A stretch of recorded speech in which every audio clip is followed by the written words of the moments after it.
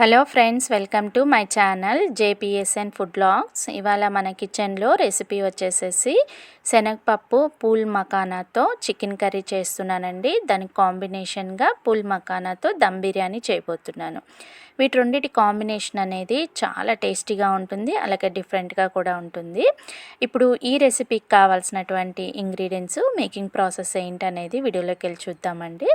First మనం cooking process start చేస్తున్నాం అనగా రైస్ని నానబెట్టుకోవాలి. ఇక నేను బాస్మతి రైస్ యూస్ చేస్తున్నాను. వీటిని శుభ్రంగా కడుక్కొని నానబెట్టుకోవాలి.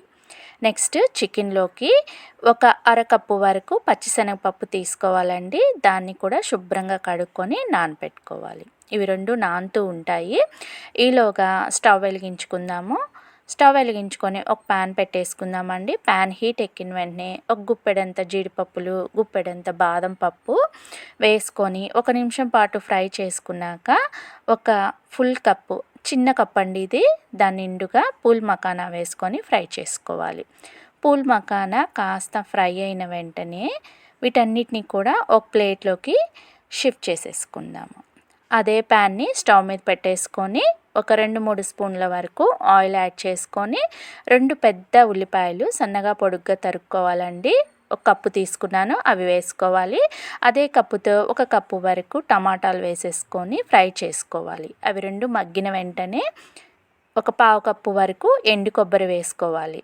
నెక్స్ట్ ఇవి రెండు మగ్గాయి కాబట్టి పైన అంటే టమాటా పైన ఉన్నటువంటి తోలు అనేది ఈజీగా వచ్చేస్తుంది. ఇవన్నీ ఇలాగా చల్లారుతూ ఉంటాయి.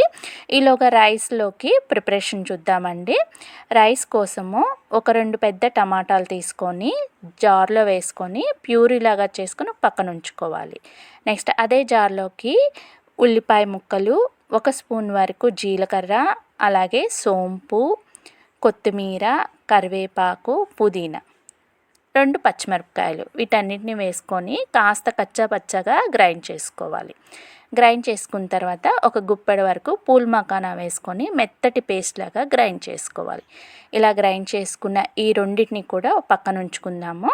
ఈలోగా మనం చికెన్ గ్రేవీలోకి ప్రిపేర్ చేసుకున్నాం కదండి, అంటే ఫ్రై చేసి పక్కన పెట్టాం కదా, ఉల్లిపాయ, టమాటా, ఎండు కొబ్బరి, అవి చల్లారిపోయి జార్లోకి తీసేసుకుందాము. దాంతోపాటే నానబెట్టుకుని ఉంచుకున్నటువంటి పచ్చిశనగపప్పు, ఫ్రై చేసి పెట్టుకున్నటువంటి డ్రై ఫ్రూట్స్, జీడిపప్పు, బాదం పప్పు, పూల్ మకానా, అవసరం అనిపిస్తే వాటర్ కూడా యాడ్ చేసుకొని వీడియోలో చూపిస్తున్న రీతిగా వీలైనంత వరకు మెత్తటి పేస్ట్ లాగా గ్రైండ్ చేసుకోవాలి. నెక్స్ట్ స్టవ్ వెలిగించుకొని ప్యాన్ పెట్టుకుందామండి.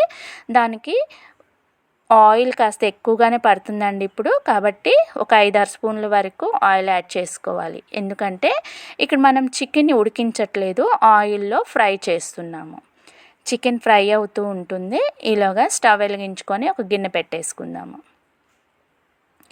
గిన్నె కాస్త వేడెక్కిన వెంటనే దాంట్లోకి 1 స్పూన్ వరకు నెయ్యి వేసుకోవాలి. అలాగే 2-3 స్పూన్ల వరకు ఆయిల్ యాడ్ చేసుకోవాలి.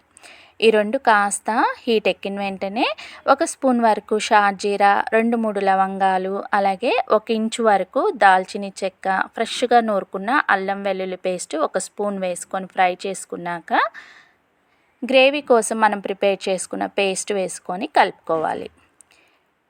పేస్ట్ అనేది ఆయిల్లో బాగా ఫ్రై అయిన తర్వాత 3 పచ్చిమిరపకాయలు వేసుకొని మూత పెట్టుకొని ఉడికించుకోవాలి. ఈలోగా చికెన్ కాస్త ఫ్రై అయిందా లేదా చూద్దామండి. ఇంకా చికెన్ ఫ్రై అవ్వాల్సి ఉంది కాబట్టి ఫ్లేమ్ని మీడియం ఫ్లేమ్లోకి పెట్టుకొని ఫ్రై చేసుకుందాం. ఈలోగా గ్రేవీ కాస్త దగ్గర పడిందండి. నెక్స్ట్ గ్రేవీలోకి మనము పొడి మసాలాలు యాడ్ చేసుకుందాము. పొడి మసాలాలు వచ్చేసేసి 1 స్పూన్ వరకు ఉప్పు, 1/2 స్పూన్ పసుపు, 1.5 స్పూన్ వరకు కారం వేసుకోవాలి. పొడి మసాలాలు వేసిన వెంటనే ఈ పేస్ట్కి ఆ మసాలాలు బాగా పట్టేదాకా కలుపుతూ ఉండాలి. ఈ పేస్ట్లో నుంచి ఆయిల్ సపరేట్ అవ్వాలండి. అలాగే ఈ పేస్ట్ ప్యాన్ని సపరేట్ అవ్వాలి. అప్పటిదాకా కలుపుకుంటూ ఉండాలి. గ్రేవీ కన్సిస్టెన్సీని బట్టి మనము వాటర్ అనేది తీసుకోవాలి. పేస్ట్ కాస్త వేగిపోయింది కదా, ఇక నేను 1 గ్లాస్ వరకు వాటర్ యూస్ చేస్తున్నాను.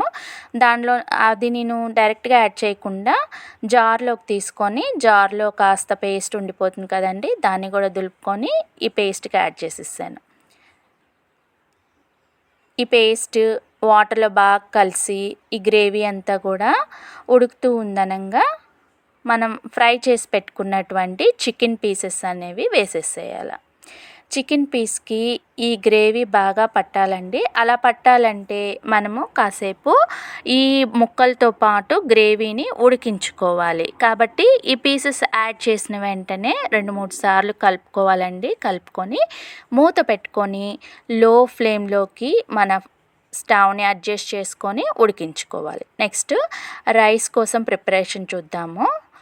స్టవ్ వెలిగించుకొని ఒక వెడల్పాటి గిన్నె పెట్టేసుకొని అందులోకి 1 స్పూన్ వరకు నెయ్యి వేసుకొని 2 స్పూన్ల వరకు ఆయిల్ వేసుకోవాలండి. ఆయిల్ కాగిన తర్వాత హోల్ గరం మసాలా వేసుకొని మనం రైస్ కోసం ప్రిపేర్ చేసి పెట్టుకున్న పేస్ట్ వేసేయాలండి. అది కాస్త వేగిన వెంటనే టమాటాని ప్యూరీలాగా చేసి పెట్టుకున్నాం కదండి, అది కూడా వేసేసుకొని ఫ్రై చేసుకోవాలి. ఇది కాస్త వేగుతూ ఉంటుంది.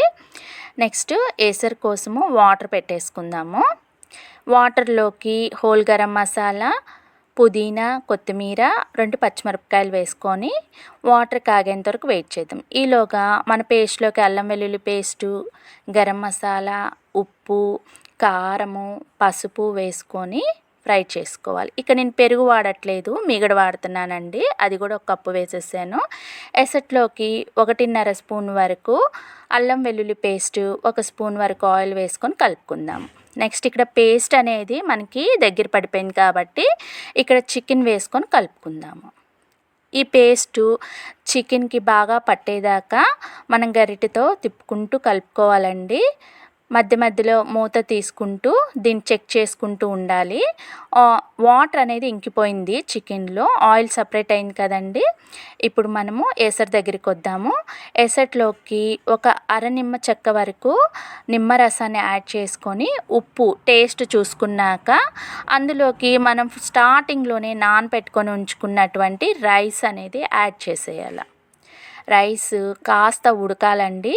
ఎప్పటిదాకా అంటే మనం ఒక గింజని చేతిలోకి తీసుకొని విరిస్తే ఆ బియ్యపు గింజ విరిగిందంటే మనకు కావాల్సినంతగా రైస్ అనేది ఉడికినట్టే. వెంటనే రైస్ని మనము రెడీ చేసుకున్నటువంటి ఈ చికెన్కి యాడ్ చేసుకుందాము.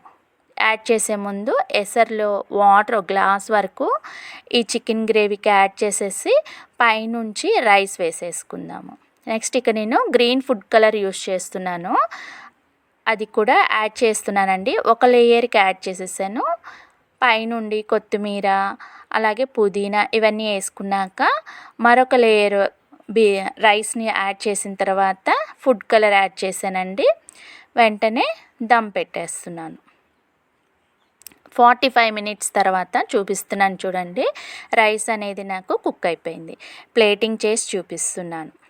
ఇక్కడ ఒక చిన్న రిక్వెస్ట్ అండి, నా ఛానల్లో నేను పోస్ట్ చేస్తున్న ఈ రెసిపీ కనుక మీకు నచ్చినట్లయితే నా ఛానల్ని మీరు సబ్స్క్రైబ్ చేసుకొని నన్ను సపోర్ట్ చేయవలసిందిగా రిక్వెస్ట్ చేస్తున్నాను.